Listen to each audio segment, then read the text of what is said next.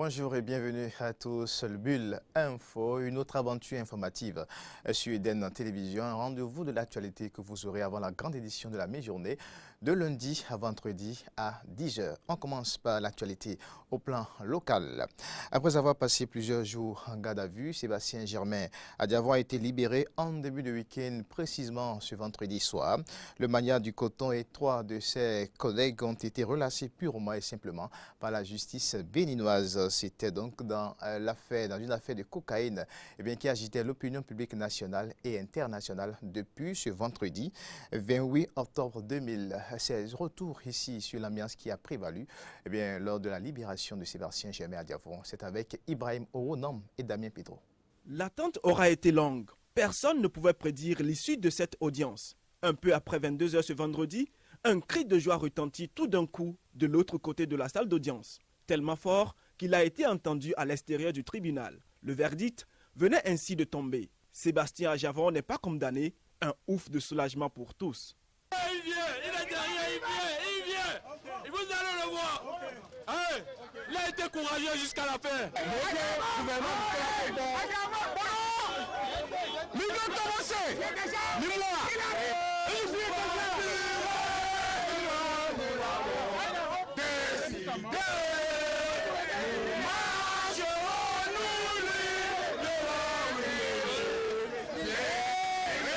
Caméras et micros déclenchés, les journalistes prêts à recueillir les toutes premières impressions de l'acteur principal du feuilleton. Sébastien Ajavon apparaît mais ne dira pas un mot. Un cortège de véhicules se forme, direction église Saint-Michel, dans une ambiance de fête.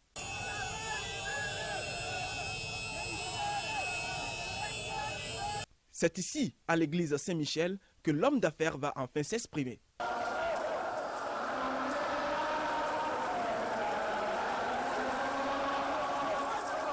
Je remercie le Seigneur de m'avoir fait voir comment vous êtes aimable. Merci pour vous. Merci pour le Seigneur. Je dois vous demander de vous calmer. Parce que quand vous avez un fou qui vous poursuit, essayez de lui tendre la main. Sinon, nous n'avons qu'un seul pays et nous n'allons pas embraser le nôtre. Nous n'en avons pas deux. Faisons tout pour que la paix revienne dans le pays. Je vous remercie. Merci. Merci. Des soutiens, Ajavon en a eu. Le verdict de la Cour est comme une délivrance pour eux. Ils saluent la justice béninoise. Je vous demande de remercier la justice béninoise avec moi. C'est ce soir, encore une fois, j'ai eu confiance en notre justice. On était mentalement atteints, mais ces juges-là qui ont délibéré, ils ont délibéré le peuple béninois, pas nous, pas Ajavon Sébastien.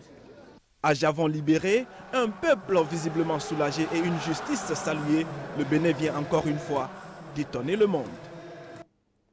On parle maintenant société, la 11e édition de la fête champêtre de l'Institut spécialisé en éveil de potentiel et maîtrise du soi et maîtrise de la destinée ISEP. C'était ce samedi au Palais des Congrès de Cotonou. Face à la crise actuelle de l'homme, quelle est la solution de l'ISEP? C'est sous ce thème que l'Institut spécialisé en éveil du potentiel maîtrise de soi a célébré la 11e édition de sa fête champêtre. Le reportage est signé Fréjus Sévran. Cette 11e édition de la fête champêtre de l'Institut spécialisé en éveil du potentiel et maîtrise de la destinée a démarré par le rituel du déchirement des ténèbres où toute la salle rouge du Palais des Congrès a été plongée dans le noir. Le directeur fondateur de l'ISEP, Justin Dongbe-Houndé, a fait ensuite son entrée.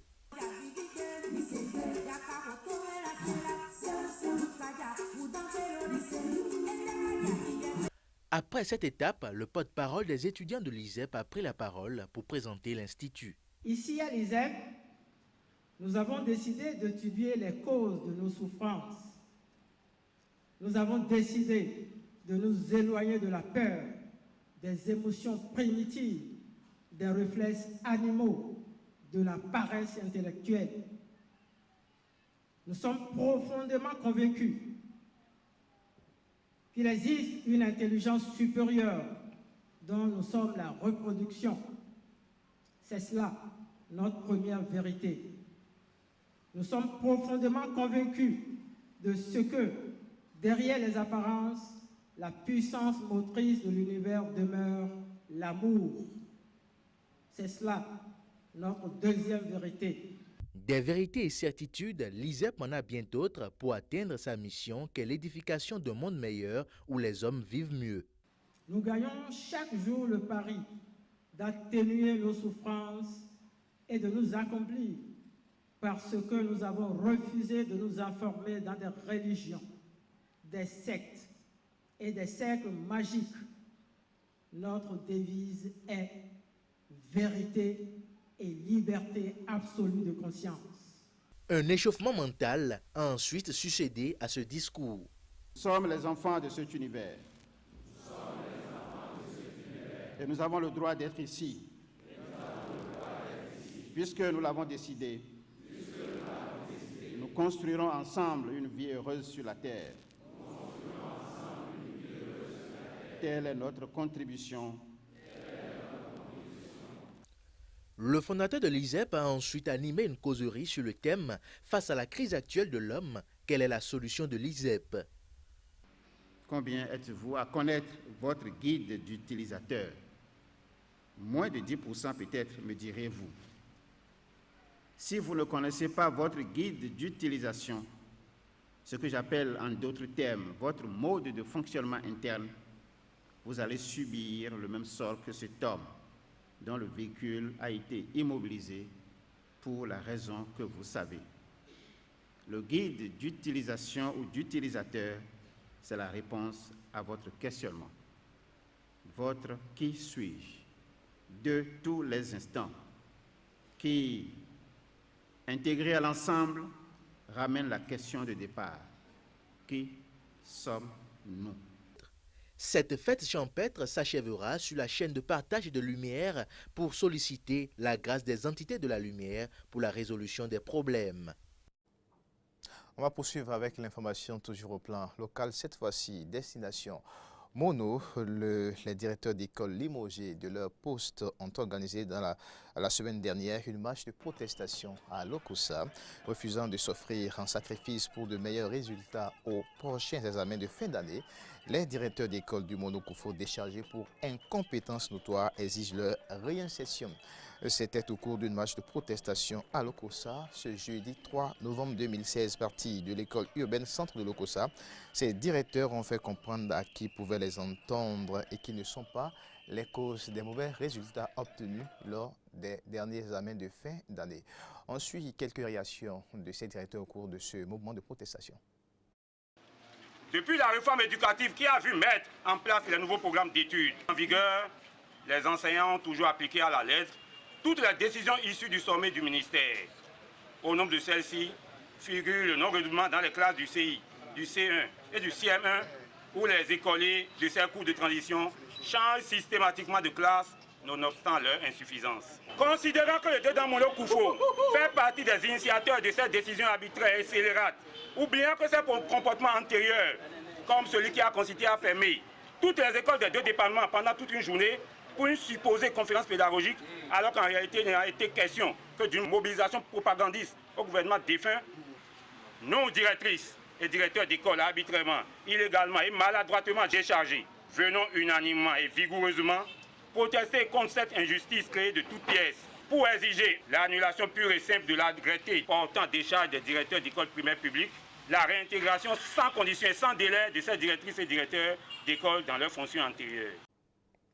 On va parler culture avant de retrouver l'actualité hors du Bénin. Les plus talentueux des conteurs de notre temps venus de 11 pays se retrouvent au Bénin autour des enjeux des arts, de l'oralité, du patrimoine et du tourisme. C'est dans le cadre de la 5e édition des RIAO, les rencontres internationales des arts oratoires qui se tiennent cette année du 2 au 12 novembre. Et déjà, les amoureux de contes et légendes se régalent. La preuve à travers ce reportage signé Ahmed Arekba et Denis Marouya. Quand deux individus se battent, il est du devoir des hommes de les séparer. Les choses se seraient peut-être passées ainsi que Tbilissi vivrait encore. L'histoire en fait nous plonge au cœur de l'Afrique, aux temps immémoriaux où il n'existait encore ni bombes atomiques ni autres armes de destruction massive, à une époque où les génies avaient du pouvoir, beaucoup de pouvoir. Tbilissi et Bakary Grand sont un peu comme deux frères issus de la même lignée, mais que tout oppose, ou presque. Le premier, Tbilissi, ayant passé 24 mois dans le ventre de sa mère, avant de naître avec des malformations et une laideur prononcée. Il est rejeté par sa famille, qui le considère comme un enfant sorcier, l'avatar ou le fils du mal en personne. C'est donc sans surprise qu'il est craint de tous et constitue une véritable terreur dans sa ville natale et même au-delà. Le second, Bakary ou Bakary Grand, comme on le surnomme, quant à lui, est un jeune dont la grandeur n'a d'égal que son courage et sa bravoure. Une bravoure qui va d'ailleurs l'amener à défier le redoutable Tbilissi, rien que pour sauver son honneur vis-à-vis de sa dulcinée, la princesse de Ségou. Il suivra un combat sans merci, au terme duquel, à force de pouvoir mystique, mais également de ruse, Bakary Grand arrivera à débarrasser Ségou, Mancinan et les régions environnantes du monstre à 7 têtes qu'était Tbilissi. À cette époque où les génies avaient du pouvoir, beaucoup de pouvoir, ce combat entre ces deux forces de la nature laissa beaucoup de séquelles, à telle enseigne que le roi de Ségou lança juste après une pétition pour la paix, instituant entre autres qu'il était du devoir des hommes de séparer deux individus qui se battent.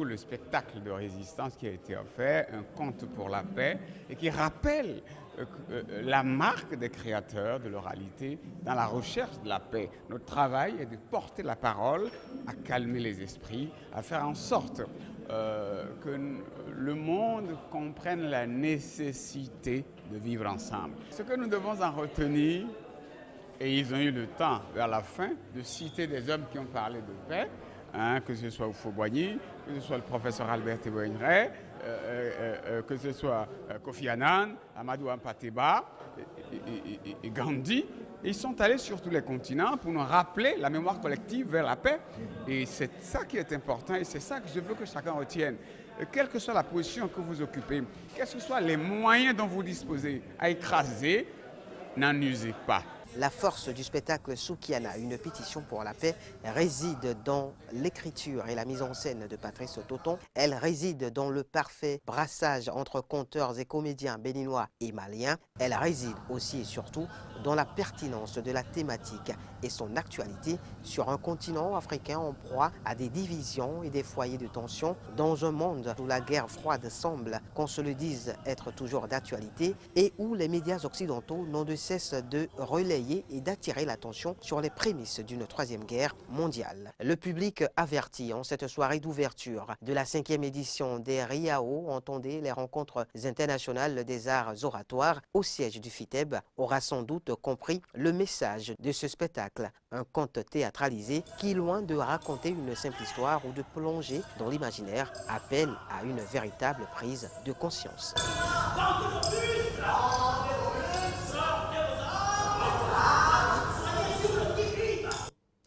Bulle Info sur Dan Télévision, c'est aussi l'actualité internationale que nous ouvrons par la revue Inter avec Tranquillin Akad Benotin. La revue de presse internationale sur Eden Télévision. Nous démarrons ce jour par la plateforme www.africatv.net qui s'intéresse à l'actualité de l'Afrique qui bouge, littérature. Pour démarrer avec www.africatv.net, on peut lire avec la plateforme littérature africaine Shima Manda Ngozi Adichie. La plume qui monte, son nom ne laisse plus personne indifférent aussi bien en Afrique que hors du continent. La Nigériane, l'encre bien incrustée, évoque des sujets controversés mais toujours aussi lucides. Littérature africaine, Chimamanda Ngozi Adichie, la plume qui monte. Voici la photo illustrative de cette écrivaine nigériane qui essaie de dicter également sa loi à travers sa plume en Afrique et un peu partout. Littérature africaine, Chimamanda Ngozi Adichie, la plume qui monte. Loin de cette information, intéressons-nous à l'actualité. Toujours au Nigeria, dans ce pays, on parle de la lutte anti-corruption, libération d'un ancien porte-parole de Goodluck Jonathan qui était accusé d'actes de corruption, un ancien porte-parole du président nigérien. Goodluck Jonathan arrêté dans le cadre d'une enquête sur un détournement présumé de fonds destiné à la lutte contre le groupe islamiste Boko Haram. A été libéré, annoncé dimanche, la brigade anti-corruption. Une information relayée par nos confrères de l'agence France Presse, AFP. Nigeria, lutte anti-corruption, libération d'un ancien porte-parole de Goodluck Jonathan. Et nous poursuivons la revue de presse internationale. Ne quittons pas le Nigeria, nous restons toujours au Nigeria pour suivre cette information. Dans ce pays, on parle de Riyad et Téhéran qui se livrent une guerre à distance dans le nord. Déjà ravagé par l'insurrection du groupe islamiste sunnite Boko Haram, le nord musulman du Nigeria glisse vers une autre guerre par procuration, celle-là entre l'Iran et l'Arabie Saoudite, après de violents affrontements entre groupes rivaux appartenant aux deux principales branches de l'islam. Au Nigeria, Riyad et Téhéran se livrent une guerre à distance dans le nord. On va quitter le Nigeria ensemble pour prendre la direction du Mali, où on note une ambiance morose au lancement de la campagne pour les municipales. La campagne pour les élections municipales du 20 novembre au Mali a débuté vendredi dernier dans la morosité sur fond d'incertitude quant à la possibilité de tenir le scrutin dans tout le pays en proie à une instabilité persistante. Mali, ambiance morose au lancement de la campagne pour le compte des élections municipales. La revue de presse internationale se poursuit sur votre télévision Eden TV. On va mettre le cap sur la Gambie pour parler des élections présidentielles. Un chat dans ma gorge. Gambie présidentielle, la première femme candidate se retire de la course. La première femme candidate à l'élection présidentielle de l'histoire de la Gambie a annoncé ce week-end son retrait de la course au profit du candidat unique de l'opposition qui se présentait comme candidat indépendante, a annoncé son retrait dans un communiqué transmis toujours à nos confrères de l'agence France Presse, relayé ce matin par la plupart des plateformes apparaissant à Bamako, la capitale, apparaissant à Gambie, pardon, et relayé donc par Africa TV. Quelques notes de sport, toujours dans cette revue internationale. Aubameyang, l'international gabonais, puni mercredi, héros samedi. Outre 4 buts et à l'extérieur, le ballon d'or africain Pierre-Emerick Aubameyang, suspendu par son club Dortmund cette semaine en Ligue des Champions pour une escapade sans autorisation en Italie. Aubameyang donc puni mercredi. Et nous poursuivons la revue de presse internationale. Cette fois-ci, on descend en Côte d'Ivoire. La nouvelle constitution, folle spéculation autour du poste de vice-président. Vous le savez, la nouvelle loi fondamentale voulue par l'actuel président ivoirien et votée suite à un référendum par les Ivoiriens fait objet d'autres polémiques après donc son adoption. On parle de spéculation autour du poste de vice-président. Qui sera vice-président? C'est la question qui est sur toutes les lèvres en Côte d'Ivoire après l'adoption de la nouvelle constitution voulue par le président Alassane Dramane Ouattara qui sera l'heureux élu.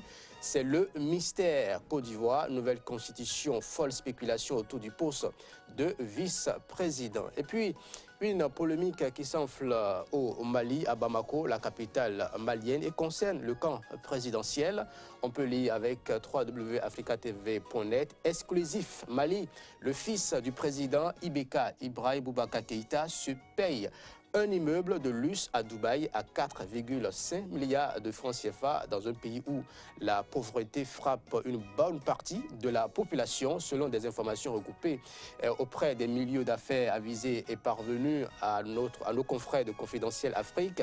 Karim Keïta alias Katio, fils du président malien Ibrahim Boubacar Keïta, s'est payé un immeuble dans un quartier chic de Dubaï, montant de la transaction 4,5 milliards de francs CFA.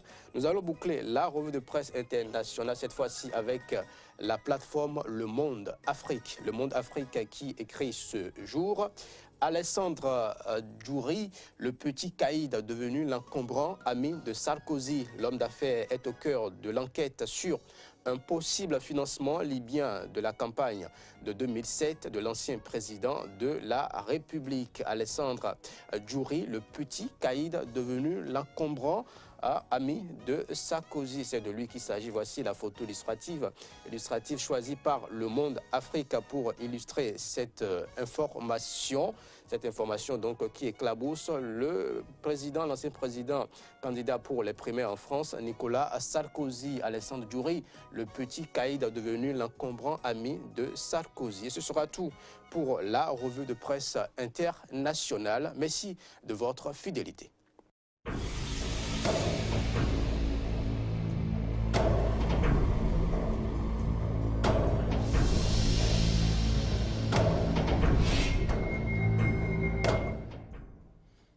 C'était donc la revue de presse internationale avec Tranquillin Akad Benontin, voilà, qui nous permet d'avoir une idée sur l'actualité internationale, ce qui ne nous empêche pas aussi de revenir sur quelques informations. On va commencer par le Mali. Le ministre canadien de la Défense, Tardid Sadjan, s'est rendu au Mali dimanche alors que le Canada se prépare à un déploiement prochain de casques bleus au sein des missions de maintien de la paix en Afrique. Écoutons le ministre canadien de la Défense sur l'objectif de sa mission au Mali.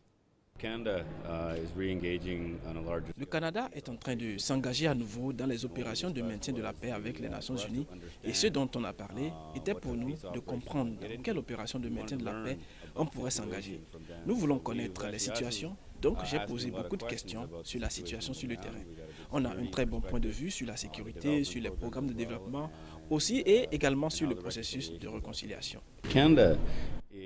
Le Canada tient sa réputation des opérations de maintien de la paix effectuées dans son passé. La raison pour laquelle on veut être certain est que les ressources que nous allons investir aient un impact sur les personnes qui vivent ici aussi. Et c'est pourquoi il est important pour nous de bien prendre notre temps. On regarde toutes les missions, on regarde les risques. Le risque est un facteur, mais ce que l'on veut voir, ce sont les endroits où la paix peut être stable et où les programmes de redéveloppement peuvent marcher. Le Canada n'est pas défavorable au risque. Nos soldats sont très bien entraînés. On veut atténuer ces aspects et il y a un risque dans chaque mission.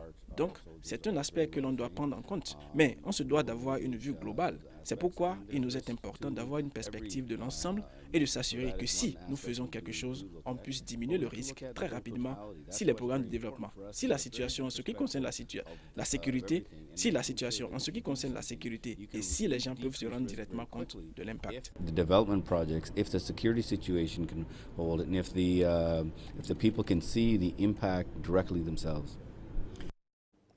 On reste sur le continent Côte d'Ivoire.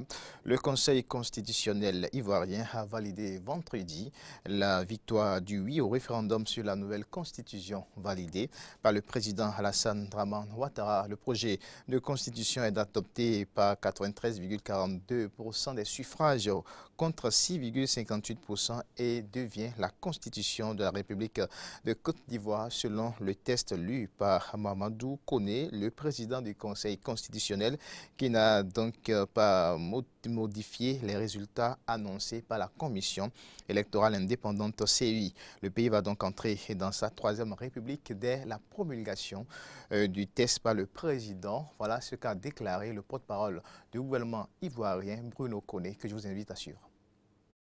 Article 1er. Les réclamations des partis politiques sont rejetées. Article 2. Le scrutin du référendum du 30 octobre 2016 est régulier. Article 3. Le projet de constitution est adopté par 93,42% des voix contre 6,58% et devient la constitution de la République de Côte d'Ivoire. Vous avez suivi plutôt le président de la commission, Mamadou Koné. Actualité, en interactualité, donc Turquie, le principal parti kurde de Turquie a annoncé dimanche qu'il cessait toute activité au Parlement après l'arrestation vendredi de 9 de ses députés, dont 2 coprésidents, tandis qu'Ankara a convoqué les ambassadeurs européens après les critiques européennes sur ces arrestations. Reportage. Ils sont quelques dizaines à avoir osé descendre dans la rue ce dimanche matin pour défendre le pluralisme turc. À Diyarbakır, capitale kurde de Turquie, cela fait 2 jours que la colère couve. Les 2 coprésidents du principal parti pro-kurde, Selahattin Demirtas et Figen Yüksekdag, ont été arrêtés vendredi par les autorités avec 7 autres députés. Le parti a riposté en boycottant le Parlement. En Turquie, il n'y a plus de démocratie. Si vous souhaitez toujours voir la Turquie comme un allié, il va falloir être plus virulent dans la contestation de ce qu'est en train de nous faire la Turquie. Troisième force politique de Turquie, le HDP, parti pro-kurde, situé à gauche de l'échiquier politique, compte, ou plutôt comptait, 59 députés. Selon le pouvoir, ce parti est accusé d'être la vitrine politique des combattants armés du PKK, ce que le HDP a toujours nié. De sa cellule, le coprésident du parti appelle ses soutiens à ne pas baisser les bras. Quelles que soient les conditions, là où nous nous trouvons, nous continuerons à être la lumière pour que notre peuple puisse vivre en paix et en liberté. Chacun doit être en mission pour la démocratie et doit travailler pour lutter contre ces sombres décisions. Tout soutien au HDP est considéré comme suspect. Les manifestations qui dénoncent la mainmise du pouvoir sur un parti d'opposition démocratiquement élu ne sont pas autorisées. Les députés qui ne sont pas arrêtés iront, c'est leur mot, à la rencontre de leurs électeurs pour continuer la lutte dans la rue. Mesdames et messieurs, c'est la fin de ce rendez-vous de l'information sur Eden Télévision. Ça a été donc un grand plaisir pour toute l'équipe de réalisation d'avoir été en votre compagnie. On prend désormais le rendez-vous lundi à vendredi à 10h sur Eden Télévision. À demain.